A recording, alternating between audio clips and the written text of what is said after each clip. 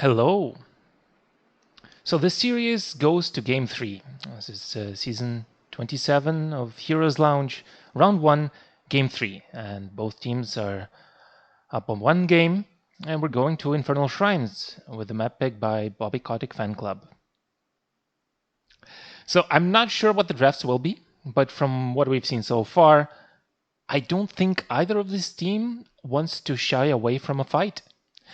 So let's see. First ban is Lucio. It seems like there's a strong Lucio player there. I'm not very familiar with the players, but this has been a solid ban. Johanna comes next. Just, again, a lot of wave clear. Very solid hero. Zarya is removed. They don't want to face that annoying team fight presence. And Vala. Just a very good hero in general. Good scaling once again. Pretty good on this map. Can go either attack speed or auto attack, or even W build in some scenarios. The first pick is Blaze. Solid hero, very good for team fights. I think we might be seeing that this game, based on how these teams like to play so far. Anna and Leoric. Again, Leoric usually considered a counter to Blaze in the laning phase, but with very likely double soaking. Might not matter. Last game, he wasn't able to have a lot of impact, but it switched teams. The hero switched teams. Let's see how it goes. The level 20 Entomb is always strong. Ho ho ho. But we have Medivh and Diablo. So despite all that, despite the enemy team first picking Blaze, they decide Leoric is good. Blaze is already a soft counter to Leoric with the bunker. And now with Medivh. Ay ay ay. So the ban comes through, it's Gul'dan. Don't want any of that strong wave clear, any of that team fight damage that we saw in the first game, I believe. And Garrosh is removed. Yeah, they had a good showing, so none of that. Also very good portal control from Garrosh, right? He can, if you decide to play aggressively with portal and you go in, Garrosh's like, oh, I guess you're too far to reach your portal back. Junkrat and ETC. Very good portal control. Junkrat mines, even traps to some extent, ETC slide and the boop or whatever it's called. So yeah, just some AoE and portal control. Rhaegar and Orphea. Spicy. I wonder why we think Orphea is good here. I'm very excited to see how she will do in this game. Maybe she's just good with the Rhaegar slow. And the other CC, she can put a lot of damage in the team fight. Also, if she does go that extra damage on basic abilities from the slow on level 1, it could be very good combos with pretty much all heroes except Medivh, and depending what Diablo goes, if he goes W build or stun build. And last pick is Tychus. So they just want to be able to deal with those chunky boys. It will be hard with Medivh. So we'll see how this goes, but it looks like neither team wants to shy away from a fight, huh? Let's get into it. And so here we are. We have Mal'Ganar on ETC, Tobos on Tychus, Yasuo on Leoric, Ixir on Ana, Yone on Junkrat, Ultralisk on Orphea, Ossen Side on Medivh, Linked on Rhaegar, Meneldor on Blaze, and the Dark Wolf on Diablo, which I believe he's a Diablo enjoyer. He decides to go Feast on Fear for some teamfight sustain. I don't believe we see this very often. It can be good for teamfight sustain, especially against something like Leoric. And we have Portal Master usual, Ancestral Strength. So, slow stacking. Let's see how that goes for them. Level 1. Which team will play aggressive? Some stacks for Medivh. Nothing special. Interesting Stormcaller choice. Very aggressive talent pick. Seems the blue team is able to clear the way first. Oh, but they leave one minion. Oh. Advantage for the red team in XP. Amazing. Shouldn't expect much happening top. And a attempted to engage on Junkrat, but the mine keeps him safe.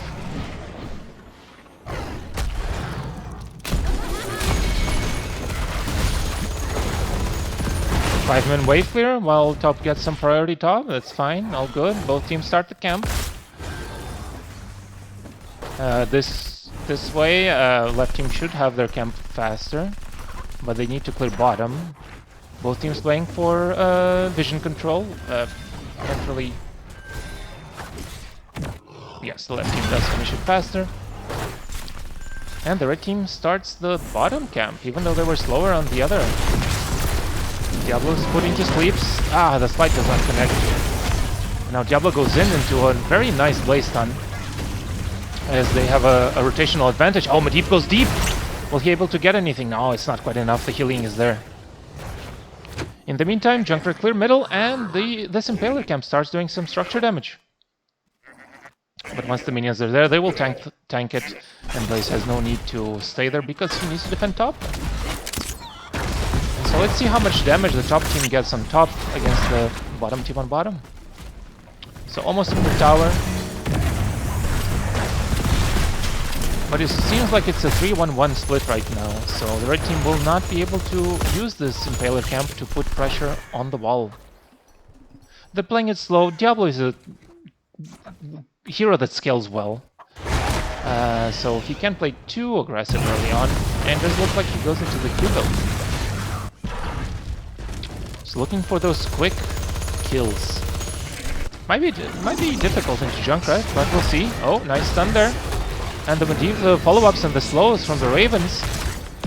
Pretty good. Good combo with the Orthea, but not quite enough. Oh, nice mine attempt. Almost put Diablo in a very bad position. The shield is there. In the meantime, Anna is getting killed, but Blaze is sleeping. He decides to go for a nap. Oh, but he wakes up and lands a major stun. In the meantime, Diablo dies to drain life. Shields are keeping him alive. Is there still portal up? Is he able? No, it's not enough. We don't have portal. Portal comes off. Tigers plays aggressive, and as we expected, neither of the team is really afraid to fight here. Advantage for the blue team in terms of experience and hero kills.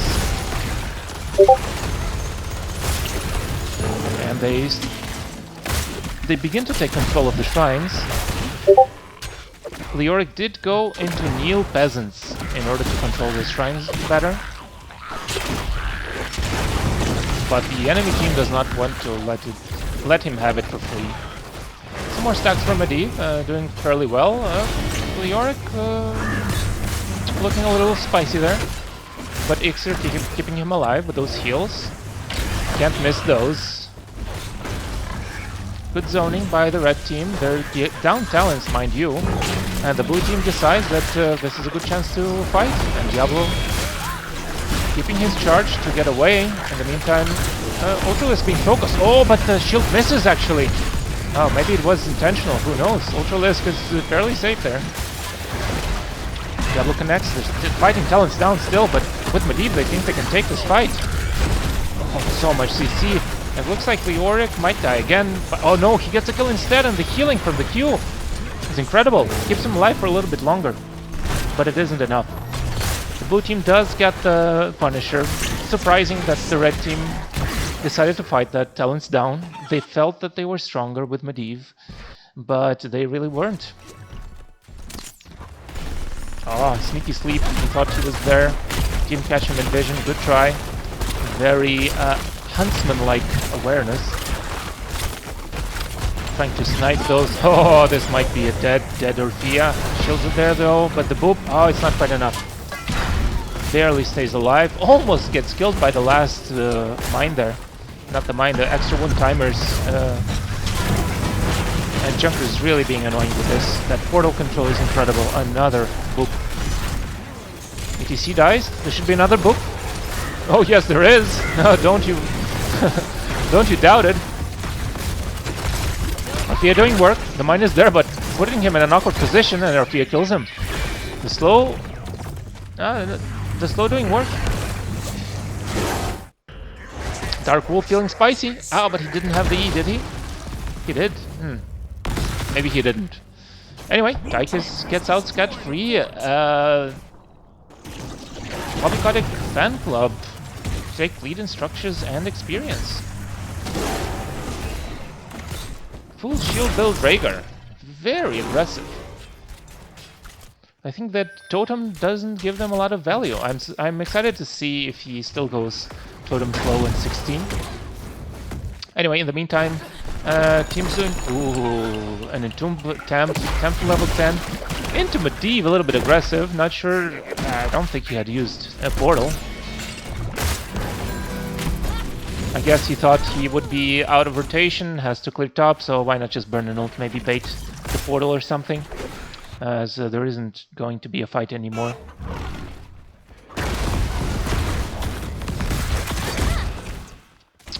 Mosh Pit comes through. Orphea has Eternal Feast. It can be a soft counter to Mosh Pit. See those movements? He holds his movement to dash away later, so he can get more damage in. That's not easy to do. Not easy to time it well. They feel like they have a rotation. They use the portals to go aggressive. The slows are in. Leoric still has his E. The team is here to support him. He should be able to get out. Oh, but the great ley line. Only catching one though. Blaze Stun is interrupted by ATC Slide. Is it putting on full cooldown? It is. There's a big fight. Portal's doing so much work there with those slows. And Diablo's still holding his ult. He still has it. Might be waiting for the Mosh Pit. Might hold it indefinitely until Mosh Pit comes through. Oh, there it is. Oh, he thinks he can remove it with just a dash, with just a charge, and he does. Do we still have a portal? We do not. 2 seconds. We still have shield, so he should be able to get out. Good mind control, but the portal is there. Nice mount. Takes a bit longer than most heroes. Most heroes take 1 second to mount. Rhaegar 0. And Medivh takes 1.5. So it's a spicy spot to do it. But very smart play. Leoric once again getting bullied. Oh, and he's really out of position. I don't think the support will be enough. He should still die. And he does. Yeah, Leoric not having a very good time, but having a positive kill-death ratio. In any case, the Bobby Kotick fan club is ahead on XP.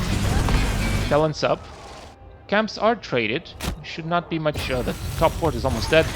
Red team takes control early of the shrines, even though their talent's down once again, just like last time.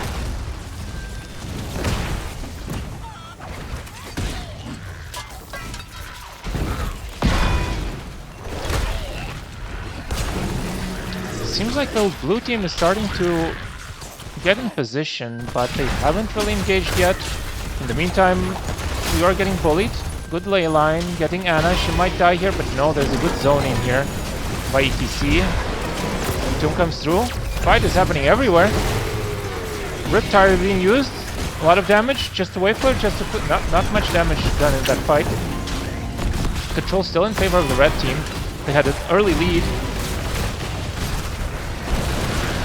With everything, they should still be able to get the shrines, but will they be able to live and keep pushing after that? Good stuns. Diablo getting out, so he doesn't get moshed there. He has to keep his ult for the mosh. Apocalypse has not been used once this game. Leoric is fighting Orphea 1v1, and he should die there. The opposing team is around him. No possible follow-up on that Immortal Punisher jump. Medivh was not in position. Diablo was alone. So on the next jump, I expect them to go in. Oh, but they just go in. They're so aggressive. Oh, Ana gets slowed and she will be flopped or flipped. Oh, but big ATC ult to save the day. You see the soft counter by Orphea, but it doesn't really do that much. Unfortunately, ATC is still healthy. Ooh, they get a kill. I didn't even see that. Didn't catch that at all. I was sure she was out and safe. Portal's a hero, great in Tomb, but they should go back and forth now, right now. That's... Oh, big Riptire. Nom, nom, nom, nom, nom, nom, nom. Explosion, but Diablo is respawning, and they keep fighting. They still have the Punisher jump in a little bit. Didn't time that very well, not sure when it's coming. But they can stay around it, they might get punished. Or Kia turns it around and gets a kill. Very spicy teamfighty composition. Structure advantage, not so much anymore.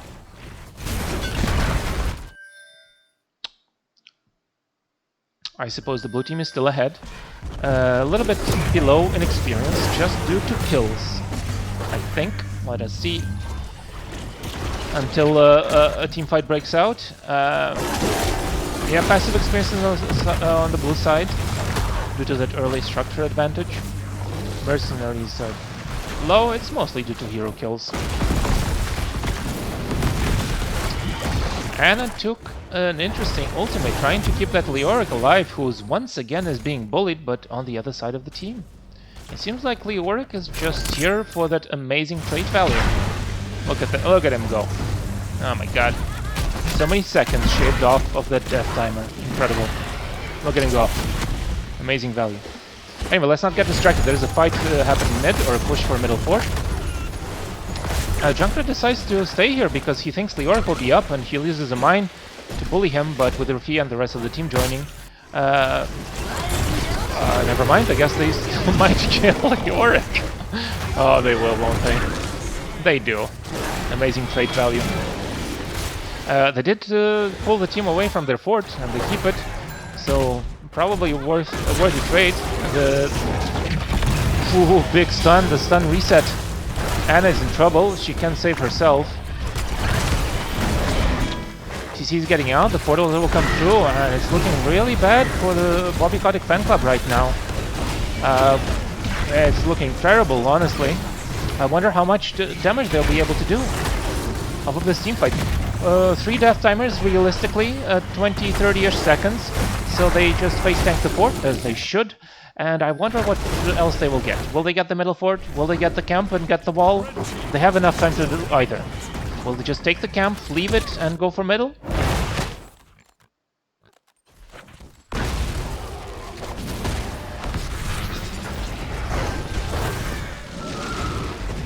Where is it? 8 PM.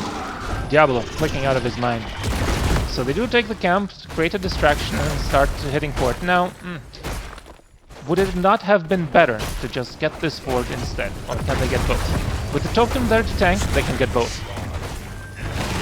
And they create pressure top. And they're ahead on XP. So good decision in the end. The camp is cleared, but they stole it away, so the enemy team cannot counter pressure during the objective time. They start camps here, so they will put pressure. Oh, but maybe the blue team has something in mind, do they? They need to choose, they do. It looks like they're going deep. Bunker is there, he should just get out. He still has bunker. He should just give the camp and leave. Oh, he decides to stay because the team is here. Oh, good mine, the camp is taken, but the fight will continue. I don't expect this fight to end. They're like, you don't take our camp for free, boys. Oh, big burst damage on that EDC, and the Strago just bites him. The red team keeps chasing. There's a ley line, misses. But what's the portal cooldown? It's 6 seconds. Oh, they might be able to get a lot more here. In the meantime, nothing interesting happening here. Yes, they get one. They might get another with the portals. Oh, they sure do, don't they? Yes, they do. Oh, disgusting. Medivh is such a disgusting hero. No, they don't! Barely! Medivh didn't have his Q, maybe? I'm not sure. Let's see how much they get out of this. Boom. They decide to push the wall by Blaze, just as the objective by himself. Now with 20-ish seconds death timers, I don't think they can do... they can finish the keep, but they should definitely be able to put damage on it. Let's see how this goes. And with the Punisher, this could be game over. They have leveled... they have 20s. They realistically should back off, as they do. Ooh, big slides. Oh, yeah, the Diablo is there, though. Junker putting a lot of pressure on those region controls. Oh, the blue team is actually starting to bring this back a little bit. Or no, not quite. he dies. Leyline comes through. Is this the 20 upgrade? It is. Medivh cheats. Oh, it might be game over here. The shields. Yes, but it looks like this will be very difficult for the blue team to come back. I'm pretty certain this is game over. And it seems like a very decisive finish for this game 3. Action-packed. Neither team backed down from a fight. And they decide to boost their KDA and then finish the core. Like, who needs to win the game when you can get more kills, right? You can always win later. Yasuo backs off, spawns, and uses his trait for value. GG, well played.